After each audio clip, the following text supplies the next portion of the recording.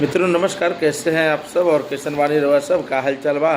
तो आज का योजना महत्वपूर्ण बा अखबार खाती और अखबार में कौन छपल बा योजना जन रवा काम के बा एकरा बारे में जान ली। पहला तो मतदाता पुनरीक्षण के काम चल रहा बा। एकरा में कोई भी आदमी चुके नहीं, किसी भी राजनीतिक दल के बहकावे में आप नहीं आएंगे। इधर उधर ताक झाक से कोई फ़ायदा नहीं है, किसी का बात सुनने का कोई मतलब नहीं है। चुपचाप जो सरकारी गाइडलाइन इलेक्शन कमीशन कहता है वो काम करे के बाद, अगर वो काम ना करब तो रउआ सबके परेशानी चुनाव के समय वोट देवे में हो जाई। ओकरी कोई राजनीतिक दल काम ना आई विरोध के सिवाय, तो विरोध करे से कोई फ़ायदा नहीं है। अभी रउआ सबके पास जो भी डॉक्यूमेंट मौजूद बा, चाहे आधार कार्ड होके, ड्राइविंग लाइसेंस होके, पैन कार्ड होके, आवास होके, जन्म प्रमाण पत्र होके, जौन चीज़ बा ओकरा के लगा के रउआ सब फॉर्म जरूर फिलअप करी, जरूर भरी।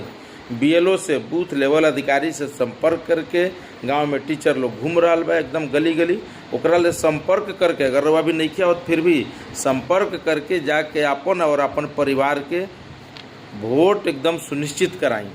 कोई राजनीतिक दल के बहकावे में मत आई। पिछला बार भी हम रिपोर्ट बतल चुनाव आयोग के ऑफिस से, और आज फिर से बता रहा बनी कि कहीं ताक झाक के जरूरत नहीं है। चुपचाप अपन जौन भी डॉक्यूमेंट बा ओकरा के जमा करके पहले बनवाई कार्ड। 1 महीना बाद यानी 30 जुलाई के मतदाता सूची के प्रकाशन हुई, वो में अपन नाम देख लेगा कि नाम आयल बा कि नहीं आयल।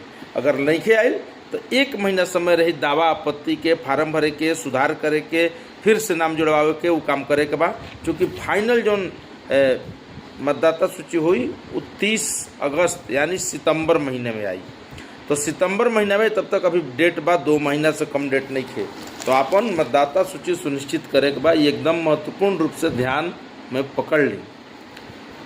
दूसरा जो खबर बा आगे, गोपाल खेमका पटना के बड़े कारोबारी के हत्या हो गई रहे, ओकरा में जांच पड़ताल चल बा। पुलिस के हाथ अब भी खाली बा, अभी तक कुछ नहीं किया।